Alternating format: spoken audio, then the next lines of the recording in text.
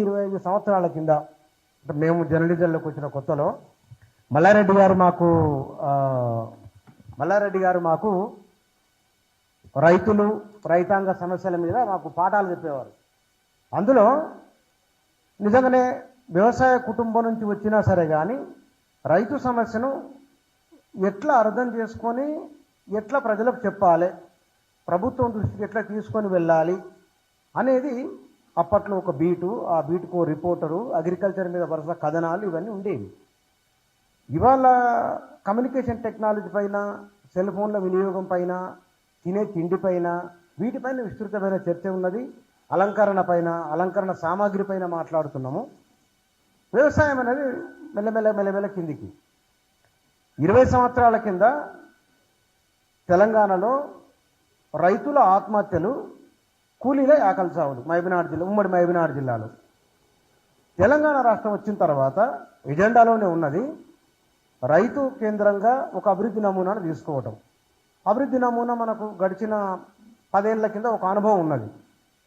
Urea కోసం పోతే, బ్యాంకుల కోసం వెళితే చెప్పులు పెట్టి వెళ్ళిపోవడం. అవి ఓ చెరువు గట్టున ఉంటే కనుక ఈ చెరువు ఎండిపోయి ఉండడం, ఓ చెట్టు ఎండిపోయి ఉండడం. ఇది తెలంగాణకు రిప్లికా. ఒకప్పుడు భారతదేశంలో యావత్మల్, ఆ తర్వాత తెలంగాణ, ఈ 2 ప్రాంతాలలో జరిగినంత రైతుల ఆత్మహత్యలు జరగలేదు ఎక్కడ మిగతా ప్రాంతాలలో. వీటికి పరిష్కారంగా ఒక ప్రయత్నం మన దగ్గర జరిగింది.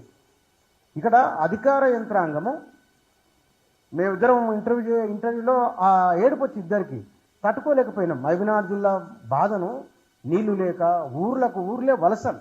ఆ వలసలు అంటే మామూలు వలసలు కావు.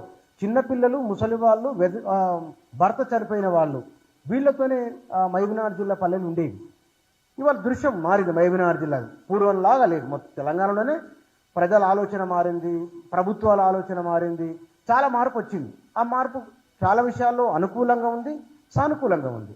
ఇక్కడ అధికార యంత్రాంగము, ప్రజాప్రతినిధులు ఎట్లా అలర్ట్ చేస్తున్నది ఒక అంశం.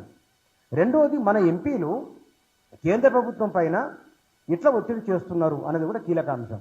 బీజేపీకి సగం మంది ఉన్నారు, కాంగ్రెస్ సగం మంది ఉన్నారు. ఈ 2 జాతీయ పార్టీలు వాళ్ళు నిన్న ధర్నా చేసిండ్రు. కానీ తమిళనాడు అక్కడున్న ప్రజాప్రతినిధులు ఆ రైతుల విషయంలో తీసుకున్నంత శ్రద్ధ మన వాళ్ళు ఎందుకు తీసుకోవడం లేదు? నువ్వు పంజాబ్ తీసుకున్నా, హర్యానా తీసుకున్నా, అవి అగ్రేరియన్ స్టేట్స్ అవి 2. ఇవాళ తెలంగాణ కూడా ఆ స్థాయికి వచ్చింది. మనకున్న మన ఎంపీలు కేంద్ర ప్రభుత్వం పైన పార్టీలకు అతీతంగా ఒత్తిడి ఎందుకు తీసుకోలేకపోతున్నారు? పార్టీలు రైతుల విషయాన్ని ఒక ప్రధాన ఎజెండా ఎందుకు చేసుకోలేకపోతున్నాయి?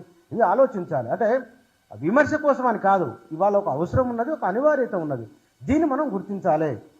ఒక బాగుందంటే ఫీల్ గుడ్ ఫ్యాక్టర్ ఎట్లా వస్తుంది? రైతులు చెప్పుల లైన్లు పెట్టకుండా ఉంటే కనుక ఇది బాగానే ఉంది, వాళ్ళ పనులలో వాళ్ళు ఉన్నారనేది.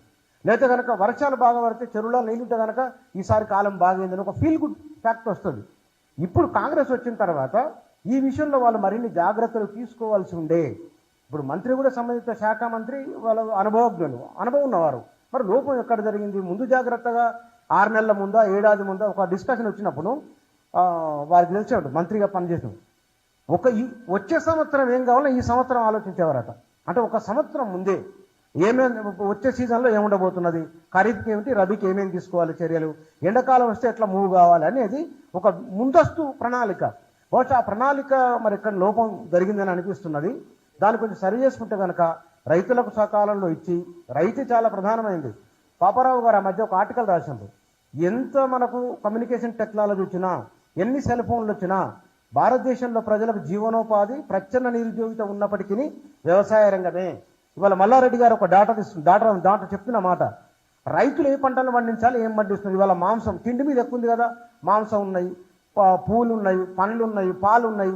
ఇవి వీటిని ఎక్కువ పండించే విధంగా, తక్కువ రసాయనాలు వాడే విధంగా రైతులను ఎందుకు ఎడ్యుకేట్ చేయలేకపోతున్నాం? ఇవన్నీ కూడా ఆలోచన చేయాల్సిన అవసరం ఉన్నది.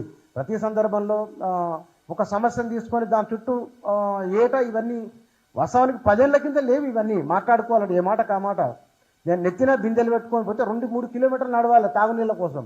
ఆ సమస్య లేదు. ఇవాళ 10 ఏళ్ల కింద వరకు రైతులు అంతకుముందు లాఠీ చార్జీలు, గందరగోళం, ఎండల వరకు చచ్చిపోయే జనాలు, వడదెబ్బతో చనిపోయే వాళ్ళు. ఈ భూ వాతావరణంలో చాలా మార్పులు వచ్చినాయి. మొత్తం వాతావరణంలో చాలా మార్పు 10 ఏళ్లలో. అంటే చెరువులలో నీళ్ళు ఉన్నాయి కాబట్టి, అంటే ఒక క్వాలిటీ లైఫ్ వచ్చింది. రైతులకు ఒక భరోసా ఉన్నది. ఇప్పుడు కూడా వీళ్ళు ఇస్తున్నారు, కానీ సకాలంలో జరగలేదు. అదో దాటిపోయిన తర్వాత వచ్చినా కూడా ప్రయోజనం ఉండదు. కాబట్టి అధికార యంత్రాంగము ప్రజాప్రతినిధుల విషయంలో మరిన్ని జాగ్రత్తలు తీసుకోవాలి. రైతులను ఇబ్బంది పాలు కాకుండా చూడాలి.